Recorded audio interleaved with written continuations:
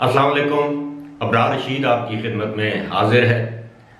और अगर अभी तक आपने मेरे चैनल को सब्सक्राइब नहीं किया तो इसे सब्सक्राइब कर लें और जो बेल आइकन है उसको ज़रूर क्लिक करें। आपका बहुत बहुत शुक्रिया।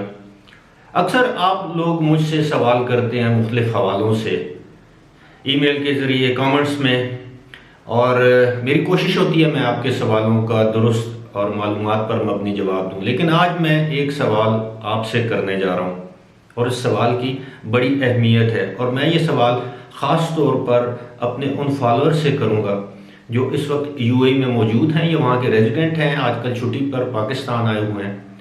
लेकिन उससे पहले मैं आपको एक बड़ी अहम खबर ओमान के हवाले से आपके साथ शेयर करना चाहूँगा। ख़ास तौर पर ओमान जाने वाले और दीगर जो ओमान में रहने वाले लोग हैं उनके लिए इस खबर की बड़ी अहमियत हो सकती है। अहमियत तो पूरी दुनिया के लिए भी हो सकती है, ओमान के लिए भी हो सकती है। खबर यह है कि ओमान की हुकूमत ने यह फैसला किया है कि वो आइंदा माली साल यानी अगले साल से दुनिया के 100 ममालिक को वीज़ा फ्री एंट्री देगी। यानी 100 ममालिक के जो लोग हैं, जो शहरी हैं, वो बग़ैर वीज़े के ओमान का विज़िट कर सकेंगे। यानी अब उनको विज़िट या टूरिस्ट वीज़े की ज़रूरत नहीं होगी। इस बात का फैसला तो हो चुका है, लेकिन अभी तक उन ममालिक की फहरिस्त जारी नहीं की गई कि किन ममालिक को ये वीज़े जारी किए जाएंगे। ताहम इस हवाले से ये दावा किया जा रहा है कि इस वीज़ा जो एग्जेम्पशन जो 100 मुल्कों को दी जाएगी, इससे ओमान में बड़ी तादाद में जो है वो सयाह आएंगे, टूरिज़म इंडस्ट्री को फ़रोग़ होगा, सियाहत में इजाफ़ा होगा और ओमान की जो इकानमी है उसमें तेज़ी आएगी, इकानमी में बेहतरी आएगी। अब देखना है कि ये कौन से 100 ममालिक हैं जिनको वीज़ा फ्री एंट्री ओमान में दी जाएगी। मैं आपको ये भी बताता चलूँ कि गुज़श्ता एक साल के दौरान ओमान में 65% से 68% जो वहाँ की फ़्लाइट्स हैं उनमें कमी वाक़या हुई है, जो इंटरनेशनल फ़्लाइट्स हैं। और इसी तरह वहाँ पर आने और जाने वाले जो पैसेंजर्स थे, यहाँ तक कि ट्रांजिट के जो पैसेंजर्स थे, उनमें भी 68% 68% जो है वो कमी वाक़या हुई है। बहुत ज़्यादा कमी है, यानी मुसाफिरों की आमद और रवानगी के हवाले से, क्योंकि सल्तनत ओमान एक छोटा सा मुल्क है। अगर वहाँ पर यह सूरत हाल है तो ज़ाहिर है उनकी एयरलाइन की क्या सिचुएशन होगी, आप बखूबी समझ सकते हैं। इसी के साथ साथ ये भी बताया गया है सरकारी इदाद-ओ-शुमार के मुताबिक कि होटल की जो ऑक्यूपेंसी होती है, यानी किसी भी होटल में रहने वाले जो गेस्ट हैं, जो मुसाफिर हैं, उनकी तादाद में भी 76% कमी वाक़या हुई है। मिसाल आपको इस तरह देता हूँ, किसी होटल में अगर 100 कमरे हैं तो 76% कमरे खाली थे और सिर्फ जो 24% जो कमरे थे वो उनमें लोग आकर या गेस्ट आकर ठहरे थे। इस तमाम सूरत हाल की जो वजह है असल, वो तो ज़ाहिर है कोविड-19 है। अब मैं आता हूँ अपने उस सवाल की जानब जो मैं आपसे पूछना चाहता हूँ। सवाल ये है कि क्या वजह है कि दुबई में, यूएई में, मैं बात करूँगा दुबई की, आप इसको यूएई समझ लें, कि इस वक्त दुबई में तमाम होटल खोल दिए गए हैं, शराब खाने खोल दिए गए हैं, जिन्हें बार कहते हैं, ड्रिंकिंग बार, जहाँ पर शराब फरोख्त होती है, पी जाती है, वो खोल दिए गए हैं। रेस्टोरेंट्स खोल दिए गए हैं, मसाज सेंटर्स या मसाज पार्लर्स खोल दिए गए हैं, सैलून खोल दिए गए हैं, जिम खोल दिए गए हैं, पार्क्स खोल दिए गए हैं, दुकानें, शॉपिंग मॉल्स खोल दिए गए हैं, बाकी तफरीही मकामात खोल दिए गए हैं। लेकिन आज भी यूएई में बिलअमूम, पूरे यूएई में, और मैं दुबई की बात कर रहा हूँ, दुबई में बिलखुसूस मसाजिद में जुमे की नमाज पर पाबंदी आयद है, यानी बाजमात नमाज पर, यानी ना जुमे का खुतबा दिया जा सकता है और शायद इमाम वहाँ पर अकेले बैठकर खुतबा देते हैं या 2 लोग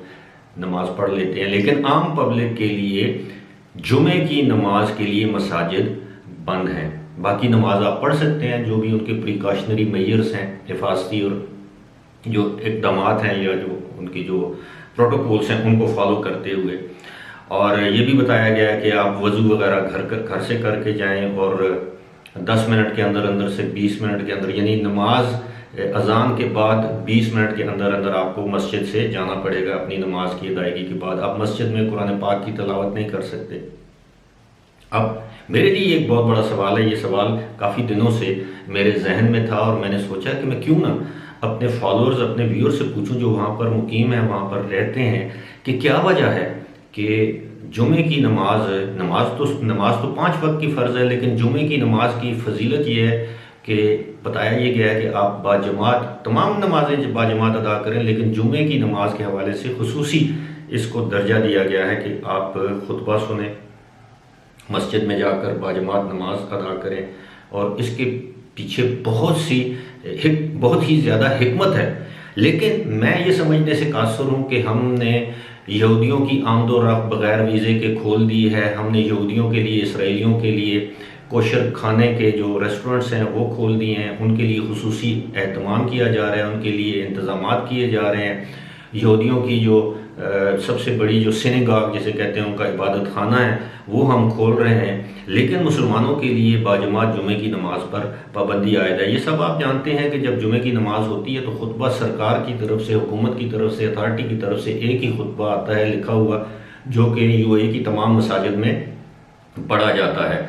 लेकिन इसके बावजूद मेरी समझ में ये बात नहीं आ रही कि क्या वजह है कि आपने जुमे की बाजमात नमाज पर पाबंदी आयद कर रखी है। बाकी तमाम जगहों जिनका मैं पहले जिक्र कर चुका हूँ, शराब खानों समेत, वो आपने खोल रखे हैं, बीचेस आपने खोल दिए हैं और हर तरफ गहमा गहमी नज़र आती है। लेकिन पाबंदी है तो सिर्फ मस्जिद में बाजमात जुमे की नमाज अदा करने पर।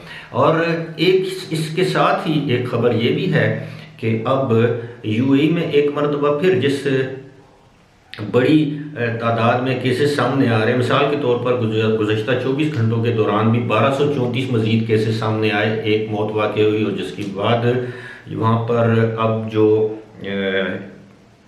कुल केसेस की तादाद है वो बढ़कर हो गई है 1,31,141। और इसी तरह जो अमवात की तादाद है वो 497 हो चुकी है। और अब इस तरह की ख़बरें या अफवाहें भी गर्दिश कर रही हैं कि कहीं ऐसा ना हो कि दुबई को दोबारा लॉकडाउन किया जाए। लेकिन इस पर अथॉरिटीज़ अभी गुरेज़ा हैं। उसकी वजह यह है कि अब टूरिज़म सेहत का सीज़न शुरू होने वाला है। इस मौके के ऊपर कतन अथॉरिटीज़ ऐसा रिस्क नहीं लेंगी जिससे दुबई की इकानमी जो है वो मज़ीद मुतासर हो या बहरान का शिकार हो। लेकिन एक बात तय है कि जिस तरह पूरी दुनिया में कोरोना वायरस की वबा की दूसरी लहर बड़ी शिद्दत से आई है, अब अगर सियाह दुबई में आते हैं, बेशक उनका कोविड-19 का टेस्ट नेगेटिव हो सकता है उनके अंदर अलामात हों, वो अलामात दुबई में आकर ज़ाहिर हो, तो इससे कोरोना वायरस के फैलने का खदशा तो मौजूद है। अब अगर ये लॉकडाउन किया जाता है तो इससे बहुत बड़ा नुकसान होगा, ना सिर्फ यूएई और दुबई का, बल्कि वहाँ पर रहने वाले जो गैर मुल्की हैं, एक्सपर्ट्स हैं, जो छोटी मोटी मजदूरी करते हैं, छोटा मोटा कारोबार करते हैं, उनके कारोबार पहले भी काफ़ी ज़्यादा मुतासर हो चुके हैं। और आप सब जानते हैं कि लाखों की तादाद में लोग वहाँ पर बेरोज़गार होकर अपने वतन में वापस जाने पर मजबूर हुए। लेकिन अगर ये दूसरी लहर के बाद ये लॉकडाउन का सिलसिला शुरू हो गया, कारोबार दोबारा बंद हो गए, तो आप यकीन कीजिएगा कि मैं अल्लाह करे कि मेरा ये तज्जिया गलत हो, तो फिर खुदा न ख्वास्ता यूएई और ख़ास तौर पर दुबई आइंदा 3 साल के लिए भी उसकी इकानमी संभलने नहीं पाएगी। अल्लाह करे ऐसा ना हो, लेकिन इसके इम्कानात अपनी जगह पर मौजूद हैं। फ़िलहाल इसी के साथ मुझे दीजिए इजाज़त। खुदा हाफ़िज़।